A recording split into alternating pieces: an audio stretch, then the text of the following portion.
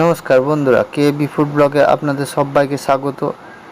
আপনারা সব কেমন আছেন? আশা করি ভালোই আছেন। আমরা ভালোই আছি।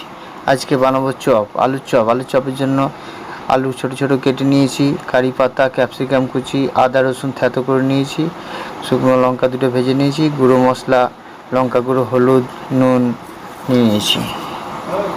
এই যে কড়াই তেল দিয়ে দিয়েছি, এরপর 5 ফোড়ন দিয়ে দিলাম, তারপর দুটো কারি পাতা তেলের উপর দিয়ে দিলাম।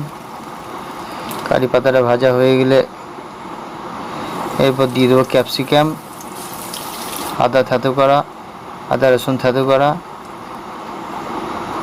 একটু ভালো করে একটু নেড়ে নেবো। নাড়া হয়ে গিয়েছে, এরপর দিয়ে দেবো সিদ্ধ করে রাখা আলুগুলো ভালো করে নেড়ে নেবো। আলুগুলো নাড়া হয়ে গেলে একটা জায়গায় ঢেলে দেবো আলুগুলো ঠান্ডা করার জন্য। কিছুক্ষণ 10 মিনিট ফ্যানে হাওয়াতে রেখে দেবো। এরপর এই ফাঁকে আমরা চলুন বেসনটা ফেটে নিই। বেসনটা ফাটার জন্য অল্প একটু নুন, একটু হলুদ, একটু চিনি, খাবার সোডা দিয়ে ভালো করে ফেটে নেবো। ফাটা হয়ে গিয়েছে, এরপর উনুনে আঁচটা দিয়ে দেবো। উনুনে আঁচ উঠে গিয়েছে, কড়াইয়ে তেল দিয়ে দিলাম। এরপর চপগুলো সব এক এক করে ছেড়ে দেওয়া হবে। তখন এইভাবেই চপগুলো প্যাকেটের মধ্যে দিয়ে টিপে গোল গোল করে শেপ করে বেসনের মধ্যে দিয়ে তেলে ছেড়ে দেবো।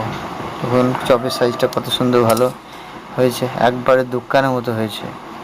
এর আগে আমি বাড়িতে অনেক কবার চপ করেছি, তো এরকম শেপ আনতে পারিনি। খুব সুন্দর শেপ এসছে।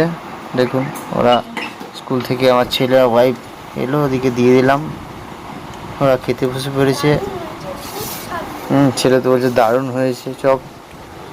বন্ধুরা, আশা করি ভিডিওটা আপনাদের খুব ভালো লেগেছে। ভালো লাগলে লাইক, শেয়ার, কমেন্ট করে কমেন্ট বক্সে জানাবেন, সাবস্ক্রাইব করবেন। ধন্যবাদ।